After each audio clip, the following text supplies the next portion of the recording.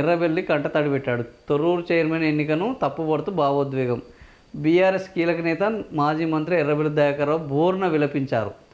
మంగళవారం మహబూబాబాద్ జిల్లా Thorrur municipal chairman ఎన్నిక సందర్భంగా భావోద్వేగానికి లోనయ్యారు. చైర్మన్ ఎన్నికను తప్పుపడుతూ కన్నీరు పెట్టారు. తన 45 ఏళ్ల రాజకీయ జీవితంలో ఇలాంటి పరిస్థితి ఎప్పుడూ చూడలేదన్నారు. ఈ కక్ష సాధింపులు చూస్తుంటే రాజకీయాల్లో అసలు ఉండాలా వద్దా అనేది తెలియడం లేదన్నారు. దివంగత ముఖ్యమంత్రి వైఎస్ రాజశేఖర రెడ్డి హయాంలోనూ ఇంత అప్రజాస్వామికంగా ఎవరూ వ్యవహరించలేదని, బాధతో కన్నీళ్లు వస్తున్నాయని ఎమోషనల్ అయ్యారు. ప్రజలు తమకు పట్టం కడితే ప్రభుత్వం అన్యాయంగా వ్యవహరించిందని మండిపడ్డారు. తనతో పాటు తన భార్యను ఎందుకు అరెస్టు చేశారని పోలీసులను ప్రశ్నించారు. తొర్రూరులోని తన కార్యాలయాన్ని కూడా తనను వెళ్ళనీయడం లేదని వ్యాపోయారు. కోట్ల రూపాయల ఆశ చూపినా తమ కౌన్సిలర్లు లొంగిపోలేదని, ఎన్నికల వేళ కష్టపడిన కార్యకర్తలకు ఇప్పుడే సమాధానం చెప్పాలో తెలియడం లేదని బాధపడ్డారు. సో ఇది నిన్న ఎర్రబెల్లి దయాకర్రావు కంటతడి పెట్టడం జరిగింది.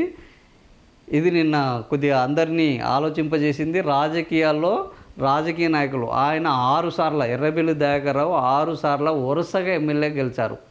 ఒక స్థాయిలో ఓటమి ఎరగని నేతగా ఆయనని గుర్తించడం జరిగింది. కానీ ఆయన ఓటమి ఎవరి చేతిలో జరిగింది అని అంటే అసలు రాజకీయాల్లో ఓనమాలు తెలియని యశస్విని రెడ్డి చేతిలో ఘోరంగా పరాజయం పాలయ్యాడు. ఓడిపోవడము రాజకీయాల్లో సహజమే, కానీ అత్యంత ఉద్దండుల చేతుల్లోనూ రాజకీయంగా వ్యతిరేక పవనాలు వీచిన సమయంలోనూ ఓడిపోని ఎర్రబెల్లి దయాకర్ కేవలం ఒక యశస్విని రెడ్డి చేతిలో ఓడిపోవడం ఆయనకు ఘోరమైన అవమానం. సో ఆ తర్వాత జరిగిన అవమానం ఏంటంటే ఇదే అనుకోవచ్చు. ఏంది, మున్సిపల్ ఎన్నికల్లో లాటరీలో కూడా ఆయనకు అదృష్టం దక్కకపోవడం. ఆల్రెడీ పాలకుర్తి ఓటమితోటి కుంగిపోయిన ఎర్రబెల్లి దయాకర్ మొన్న కౌన్సిలర్లు గెలవడంతో బ్రహ్మాండంగా సంతోషంగా ఉన్నాడు. ఆ సంతోషం 2 రోజుల్లో టప్పునే ఎగిరిపోయింది. దీనికి కారణం ఏంది అని అంటే ఎట్టి పరిస్థితుల్లో తొర్రూరులో బీఆర్ఎస్ గెలవకూడదు అని రేవంత్ రెడ్డి కూడా చాలా సీరియస్గా తీసుకున్నట్టు మనకు అనిపిస్తున్నది. దాదాపుగా 1000 మందితోటి అక్కడ కవాతు చేయడం జరిగింది. ఒకరు కాదు, ఇద్దరు కాదు, 1000 మందితోటి కవాతు చేయడం జరిగింది. ఆ ఫోటోలు కూడా ఉన్నాయి, చూద్దాం.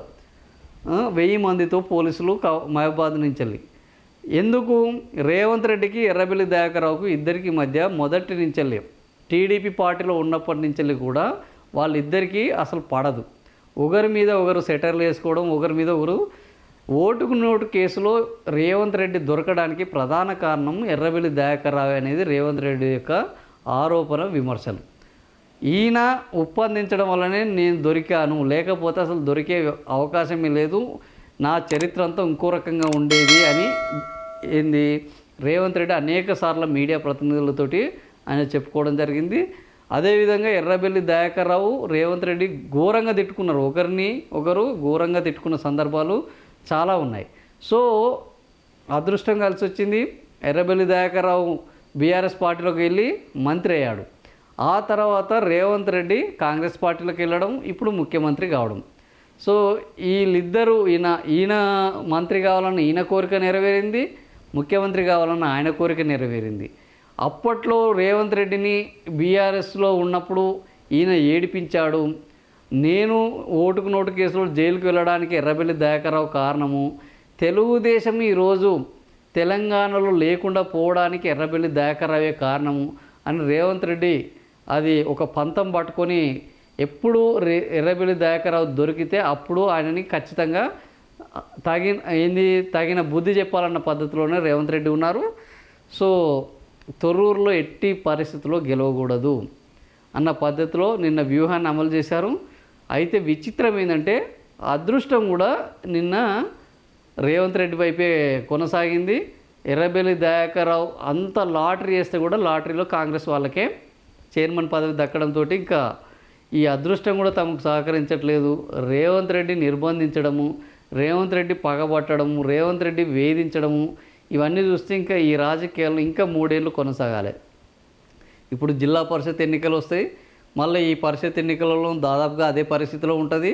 సో ఇంకా 3 ఏళ్ళు ఇదే అవమానాలను భరించాలి, ఇదే నిర్బంధాలను భరించాలి, ఉండడమా లేదా అన్న పద్ధతిలో అది తలుచుకున్నప్పుడు ఆయనకు ఏడుపు రావడం జరిగింది నాకు తెలిసి. సో ఓవరాల్గా ఎర్రబెల్లి వర్సెస్ రేవంత్ రెడ్డి రాజకీయ కక్షల నేపథ్యం అనేది నిన్న మున్సిపాలిటీలో స్పష్టంగా కనబడ్డది.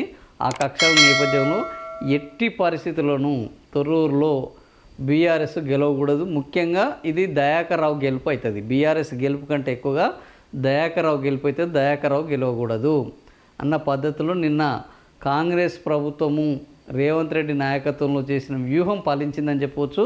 ఫలితంగా ఎర్రబెల్లి దయాకర్ రావు ఏడవలసిన పరిస్థితి కూడా నెలకొన్నది.